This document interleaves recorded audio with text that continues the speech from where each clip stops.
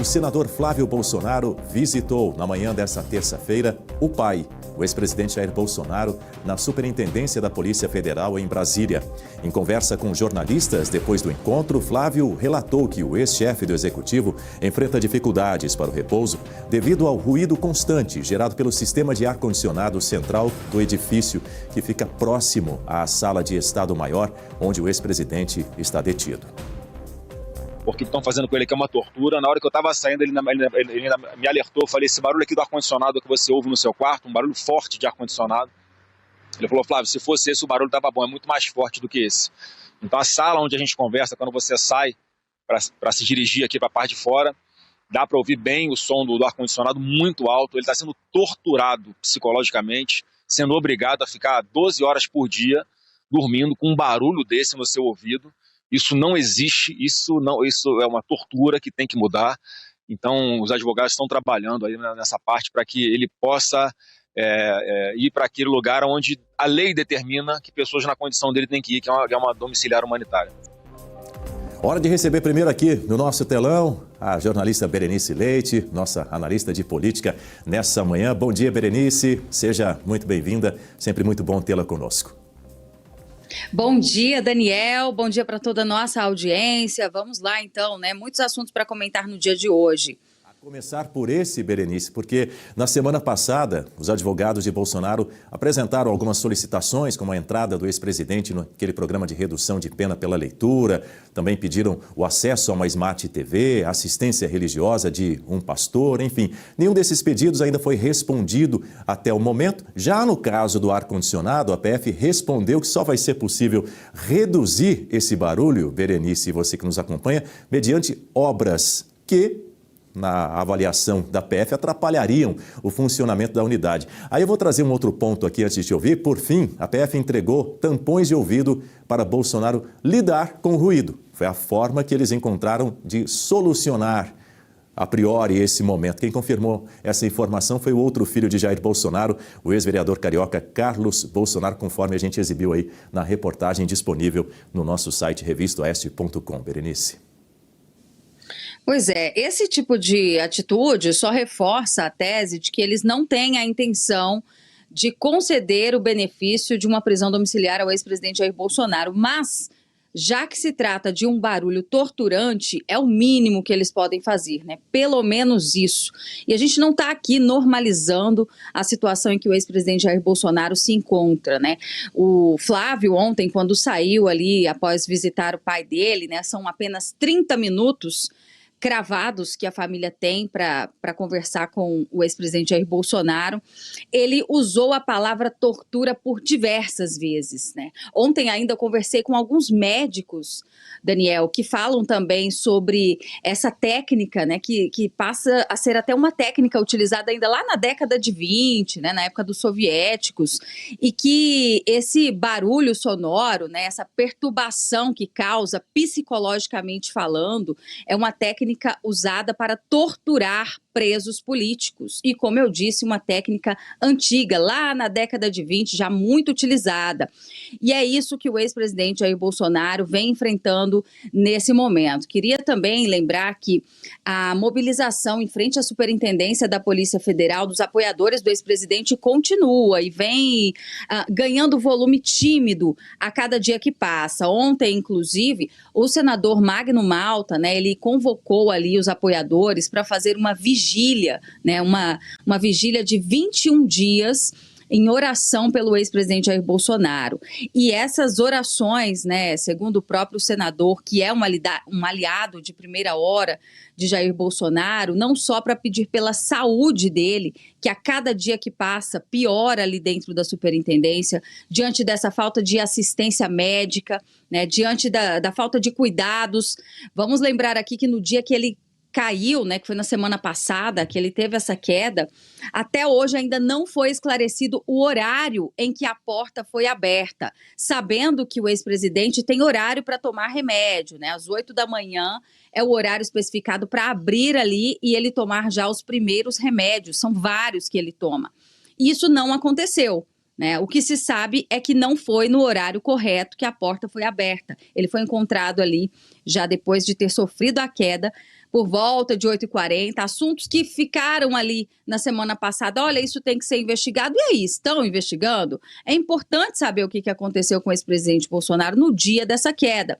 No entanto, a sindicância que seria aberta, o próprio ministro Alexandre de Moraes, né, interviu no trabalho do Conselho Federal de Medicina e impediu que o caso fosse investigado. Então, tudo muito estranho. E quando se trata de decisões relacionadas ao ex-presidente Jair Bolsonaro, o ministro Moraes, que agora está interinamente como presidente do STF, né, age de forma muito célere e trabalha até durante o plantão, viu, Daniel?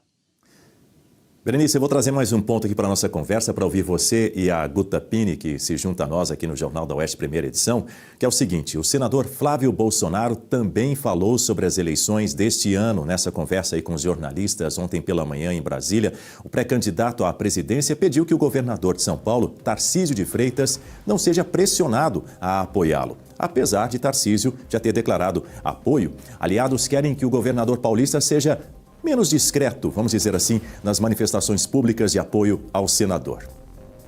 Fica uma pressão em cima do governador a todo momento. Ele já declarou que é candidato à reeleição em São Paulo, ele já declarou que vai me apoiar. Então a gente está há vários meses das eleições, não vamos nos precipitar, ficar pressionando o Tarcísio a todo momento. Todo mundo sabe qual é o lado dele, que é o lado que é com o Bolsonaro. E confio nele, confio na lealdade dele. É um palanque em São Paulo que qualquer candidato à presidência da República gostaria de ter. Um governador bem avaliado, competente, aliado, né, que foi ali uma cria do presidente Bolsonaro. Então eu peço aqui a todos, não precisa ficar pressionando o Tarcísio está com a gente, tá? No momento certo ele vai, do jeito dele, declarar o apoio mais explícito, mas não tem problema nenhum, do jeito que está indo está ótimo. Pois é, Berenice Leite, de volta aqui comigo no telão. Se pairava qualquer dúvida com relação a esta candidatura de Flávio Bolsonaro, essas últimas declarações deixam muito claro que ela é irreversível. Inclusive, o Felipe Sabará, que é um dos interlocutores do Flávio Bolsonaro com o mercado financeiro, realizou uma nova reunião com representantes de bancos aqui em São Paulo no começo dessa semana. E aí, nesse encontro, o Sabará transmitiu exatamente esse recado, que a candidatura de Flávio é para valer e que o senador vai até o fim, Berenice. Pois é, Daniel, e eu, como jornalista aqui, tenho acompanhado e percebido que muitos desses veículos de comunicação, da velha mídia, do consórcio, né, que a gente sabe quem faz parte, eles vêm tentando cravar ainda essa possibilidade de desistência do senador Flávio Bolsonaro. Agora, outro ponto que é importante a gente ficar atento é com relação a processos que podem ali tramitar contra o senador Flávio, porque em regimes de exceção, Daniel, convenhamos, é isso que acontece, né? Eles eliminam seus principais opositores e a gente não pode desconsiderar a possibilidade de tentarem deixar o Flávio em algum momento inelegível, né? Não estou aqui dando ideia, porque isso é de fato considerado um modus operandi, vocês sabem como é, foi assim com o ex-presidente Jair Bolsonaro. O próprio ministro da Justiça, então ministro da Justiça, Ricardo Lewandowski, antes de entregar a sua carta de exoneração, deixou um pedido no colo da Polícia Federal para analisar a possibilidade ali de abrir um inquérito contra o senador Flávio Bolsonaro, que é o presidenciável, é o candidato da direita, e esse pedido de investigação contra ele é, no mínimo, absurdo, né? O pedido é embasado ali numa justificativa de uma deputada do PT, que fala que o senador Flávio teria cometido um crime contra a honra contra o presidente Lula, a honra do presidente Lula, ao sugerir que ele e Maduro teriam relações espúrias, no sentido de Maduro agora, depois de ter sido preso pelos Estados Unidos, dele delatar, né, e colocar ali uma exposição de que governos, a exemplo do PT, podem ter sido financiados sim pelo Foro de São Paulo, o que não é segredo nenhum, né, gente? A gente ainda deve avançar nesse assunto, mas só para vocês entenderem como funciona o jogo político. E existe já uma pressão não só do consórcio, percebam que nas próprias pesquisas, essas pesquisas encomendadas, já ainda colocam, né, o nome do Tarcísio, por exemplo, Tarcísio de Freitas, na corrida eleitoral, e as pesquisas apontando que ele teria um melhor resultado que o próprio Flávio Bolsonaro, pois a rejeição de Tarcísio seria menor. Então, assim, tanto os partidos de centro vão continuar pressionando, mas o senador Flávio Bolsonaro tem feito aí importantes reuniões, o próprio mercado financeiro já vem sinalizando de forma positiva para ele, e nomes surgindo, tá? Inclusive, nessa semana ouvi que o vice de Flávio Bolsonaro pode ser o governador de Minas, Romeu Zema.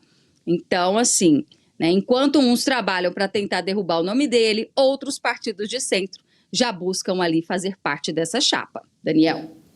Agora eu vou receber o Marcelo Rocha Monteiro aqui no nosso telão, junto com a gente. Bom dia, Marcelo Rocha Monteiro, seja muito bem-vindo, sempre muito bom tê-lo conosco e ouvi-lo também. Bom dia, Daniel, bom dia, Berenice, Guta, bom dia para a nossa audiência. Estou trazendo um ponto para te ouvir aqui, Marcelo Rocha Monteiro, porque o Flávio Bolsonaro, a gente ouviu o senador falando aí sobre a tortura que o pai vem sofrendo na Superintendência da Polícia Federal, voltou a defender a prisão domiciliar para o Bolsonaro, explicou que a defesa, inclusive, segue trabalhando para garantir que o pai possa cumprir a pena em casa, mas chama a atenção o seguinte, o que disse a Berenice agora há pouco, tudo leva a crer que esse pedido vai ser negado, uma vez que a PF liberou apenas um tampão de ouvidos para o Bolsonaro conseguir suportar o barulho do ar-condicionado na sede da Superintendência da Polícia Federal em Brasília. Olha, Daniel, conforme eu já tive a oportunidade de dizer aqui, do ponto de vista jurídico, não existe justificativa para o indeferimento desse pedido de prisão domiciliar, com condições de saúde muito menos graves do que a do ex-presidente Bolsonaro. O ex-presidente Collor teve a sua prisão domiciliar deferida. Então, eu vou insistir, a única explicação possível é uma animosidade pessoal, um ódio do ministro Alexandre de Moraes, que vê no ex-presidente Bolsonaro um inimigo político, um inimigo pessoal. Tá? Não tem outra explicação do ponto de vista jurídico. Agora, a pergunta é a seguinte: quantos ministros tem o Supremo Tribunal Federal? Só tem um? É só o senhor Alexandre de Moraes? Porque nós estamos falando de um órgão colegiado, mas tudo que a gente verifica nesse caso são decisões monocráticas. Né? O que está acontecendo com os outros ministros do Supremo? Eles não estão percebendo essa situação? Eles não vão se manifestar? Então, fica essa indagação. O Supremo tem 11 ministros, né? 10 no momento. Ou tem um ministro só?